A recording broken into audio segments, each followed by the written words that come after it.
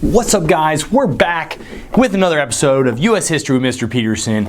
I'm glad. Oh, what am I doing? Oh, it's so cringy. Anyways, here we are. We're back with another episode of U.S. History with Mr. Peterson. I'm Mr. Peterson. Gonna get into the first actions of our first president here in today's video, so I hope you stick around. I hope you enjoy it. If you really like it, you could like the video. You could subscribe. We're trying to get 30 subscribers before Halloween.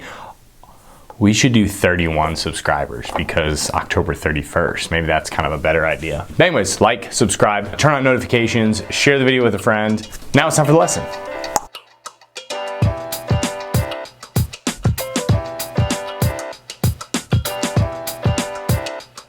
All right, so here we are. This is the first lesson for this chapter. In the last lesson, we finished up the last chapter that we were in. You can check that out right here. And in that video, you'll see the different things that were happening. But if you remember, the last thing we talked about was the fact that the Electoral College elects the first president of the United States. They unanimously select none other than George Washington. He is now taking office, and we're gonna look at kind of the first actions that George Washington does as president. One of the key things that we gotta look at here in this lesson is the idea of precedents. Not presidents, two totally different words. Although we are going to look at the first president setting a lot of precedents. Okay, so how should I describe precedents without a dictionary definition or a textbook?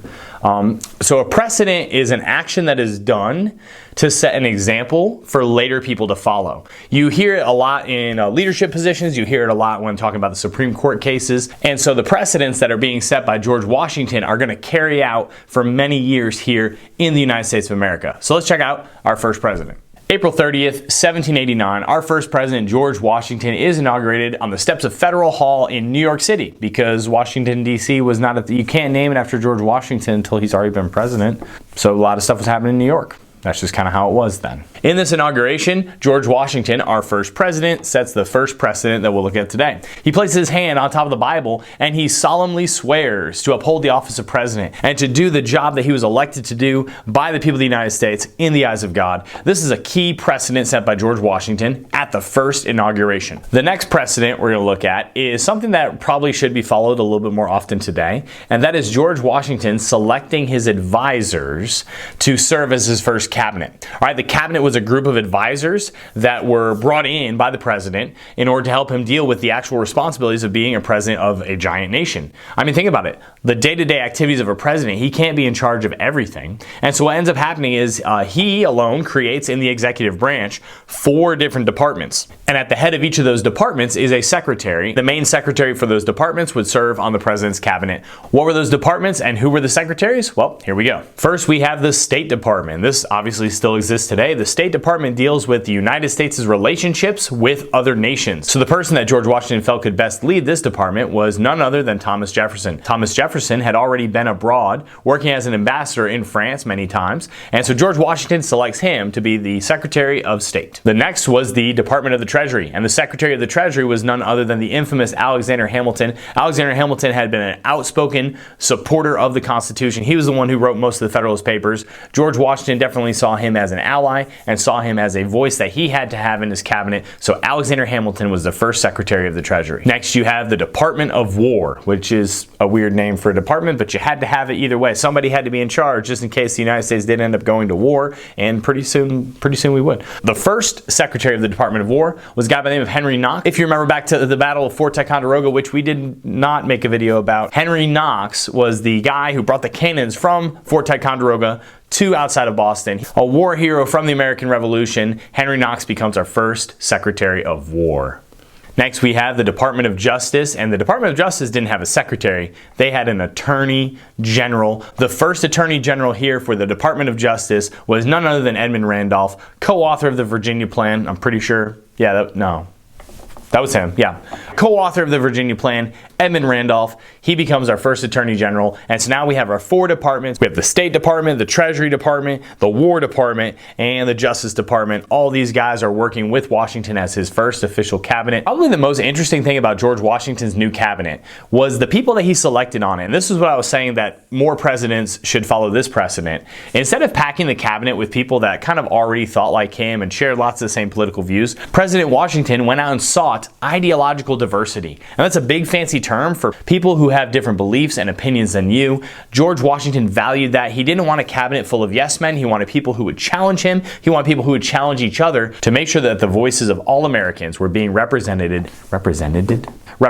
at every level of government, including the president's own cabinet. Probably the two most opposing views in George Washington's first cabinet were that of Thomas Jefferson and Alexander Hamilton. Jefferson and Hamilton had many differences on opinion on how our country should look and how it should operate and where the power should lie, and I'm sure that made for some very lively cabinet meetings here in George Washington's first cabinet. All right, so what were these differing opinions? It's really about what each man thought America should look like. If you talk to Alexander Hamilton, he thought that the United States of America should be an urbanized, industrialized, diverse economic powerhouse in the world with a strong central government. Thomas Jefferson, on the other hand, thought that it should be more of a rural and agricultural economy that had a government that prioritized state and local powers opposed to a very strong central power. So really you have like the old states' rights versus central government argument going on here between these two guys, and they clashed on a few different policy views. It would appear that while George Washington didn't play favorites, he definitely sided with Alexander Hamilton as he allowed his new Secretary of the Treasury to write and develop a financial plan that would help the United States get on its feet. Because if you remember, the United States had lots of debt. That debt came from war. War is expensive. And so you had lots of different individual states that have these debts,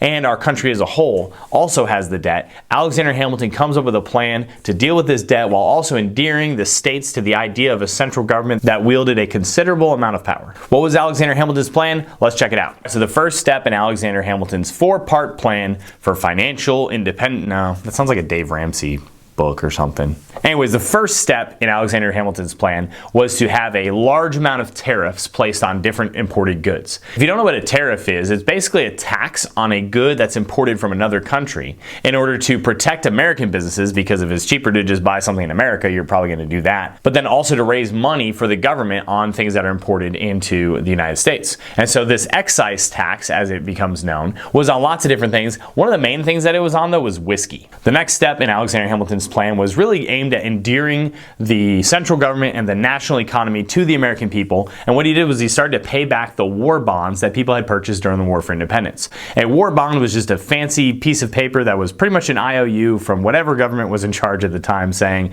hey, if you support us by buying this bond, we will pay you back its face value, which was usually higher than what you paid for it, after the war. Obviously, if they didn't win the war, then your money was more of a failed donation instead of an investment, but there were lots of people that still had outstanding war bonds that had not been paid by the national government. Alexander Hamilton realized that this was a sore spot for many Americans, and so he made sure that the federal government prioritized repaying the war bonds. The third thing that Alexander Hamilton's plan entailed was that the national government would take on the debts of each and every state. Basically, if the state of South Carolina had a debt, that now became the debt of the United States of America. This was obviously a popular plan for states that had high debt, but other states that were a little bit more frugal and thrifty, states like Virginia, did not see the benefit or the merit of taking on the debts of other states. However, Alexander Hamilton knew that this would be very important in creating a national spirit of unity amongst the state governments. So he prioritized taking on state debt and assuming it into one large national debt. And the final thing that Alexander Hamilton's plan included was starting a national bank. Now, this was not something that a lot of people liked back then. It really wasn't something that people feel like is necessary today. However, he started a large bank. Only 20% of the bank was owned by the United States government. The rest was privately owned by people. So that created a lot of tension with private Americans, with government figures. It created a lot of tension later on in the future about who was actually controlling this bank. However, it was important in Alexander Hamilton's eyes to get a national bank that could deal with the national economy and that could set rates and do all the different things that you would see in European nations to help our country get on a firm financial footing. That was Alexander Hamilton's plan. Well, Hamilton's plan was put forward and it was immediately criticized by lots of people. Most of those were the people who supported Thomas Jefferson and his views. However, eventually a compromise was struck. The plan was put into action. The capital was moved from New York City to Washington, D.C., which is pretty much in Virginia's backyard. So everybody's kind of happy, but it's one of those compromise situations. So as you can see, there are lots of differing opinions, even within Washington's own cabinet. This was something that he valued, though. He wanted this diversity of ideas and this diversity of political views to help inform him to make the best decision possible. What Washington did not like, and something that he would later emphasize in his farewell address a few years later, was the idea of political parties. He did not like political parties. He felt that political parties would eventually be the downfall of our country. Just saying that makes me sad. He felt that way because he believed that people would eventually vote in favor of whatever their party said instead of what was actually best for the nation as a whole. You can see a little bit of this today. You definitely saw the formation of it back then because you pretty much had two groups that rallied around either Jefferson and his ideas about a rural agricultural America with strong state governments, or they rallied around Alexander Hamilton and his ideas of a urban industrial economy with a strong central government. And what you end up having is two political parties that emerge. The first one that align themselves with Jefferson are the Democratic Republicans. Eventually they're just called the Republicans, but not really the Republicans that you would know of today, but kind of similar. We'll get into that later. And then the party that rallied around Alexander Hamilton was known as the Federalists because they already kind of had a name because of the Federalist Papers and all that other stuff that you already know. But these two political parties begin to form. Despite George Washington's warnings and beliefs, we now have somewhat of a two-party system in America starting to come to the forefront. All right, so now let's talk about the first official test of Washington's administration. His first term as president was tested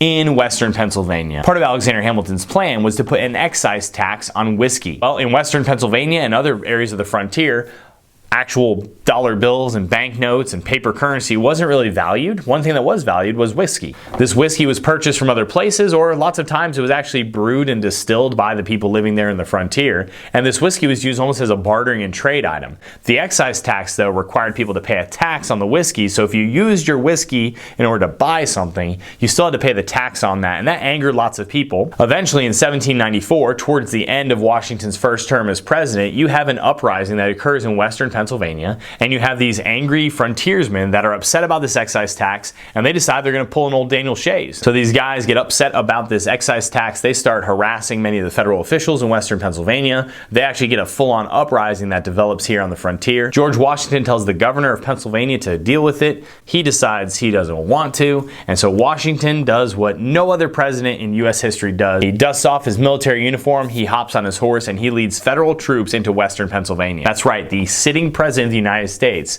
led troops into battle. Not really a battle. Anyways, they get there, they arrest two of the leaders of this uprising. They sentence them to death by hanging. Washington would later pardon them because he's just an all-around good guy and a good leader. You see here the president sends a strong message to the rest of the states that the central government is calling the shots, much like Article 6 or Article 7. I don't know, I'm not a good constitutionist. But one of the later articles talks about the national government's supremacy over state governments, and Washington puts down what becomes known in history as the Whiskey Rebellion because they were mad about their whiskey. That was not the only thing that was important during Washington's first term as president. Lots of precedents are being set, like we've been talking about here in this lesson. And one thing that happens is the federal court system is established. You'll remember Article 3. I know that one for sure. That's the judicial branch. Article 3 develops the Supreme Court. But every case can't go to the Supreme Court. There's only a few justices. That's only one geographic place. Travel's a lot harder. Technology for sending messages doesn't really work that well. So you have to have a court system. All right, so like this organizational tree where there's different types of federal courts, different types of state and local courts. That is established during George Washington's first term as president. Probably the most important thing that happens during George Washington's first term as president is that they ratify the Bill of Rights. You'll remember the Bill of Rights. This was the list of rights that were given to the American people that promised freedom of speech, freedom of press, freedom of religion, freedom to assemble, the right to bear arms. All these things are in the Bill of Rights. This was added on to the Constitution, thus guaranteeing liberty for all Americans, and this was a big deal here during George Washington's first term. The last thing we'll look at today as a contemporary event to George Washington's first term was America's relationship with the Indians. If you remember, the Native Americans were pretty much living west of the Appalachian Mountains. They're in what's known as the frontier. However, American settlers are moving further and further into that frontier. It's creating problems, as it has been since we arrived. However, now there's a federal government that can go and deal with these things, not just a state militia. And what ends up happening is that George Washington sends General Anthony Wayne. Anthony Wayne goes into the frontier, and outside of what is now modern-day Toledo, Ohio, the federal army enters into a battle with the Native Americans at what's called the Battle of Fallen Timbers. This was a huge victory for the Americans. The result of this battle was that the Native Americans in that region agreed to give up part of their claim in the Ohio River Valley to the frontier settlers. They kind of thought this treaty would probably appease the American settlers. However, we all know about Manifest Destiny and how this was really just the beginning of even more injustices against the Native people. All right, what we see here is that America's continuing to grow, and they now have the strength of the federal government behind them to pursue and take over over more land. Speaking of adding to the nation, 3 more states joined the Union during George Washington's first term. Those states were Tennessee, Kentucky, and Vermont. They're now part of the United States of America. Another star pops up on the flag, and the United States continues to grow. I can't wait to look at more of how it's going to grow here with you guys in the next lesson. We'll see you then. Remember, 31 subscribers before October 31st. We can do it. You can do it. Tell someone about this channel. Get them to subscribe, and we'll see what happens.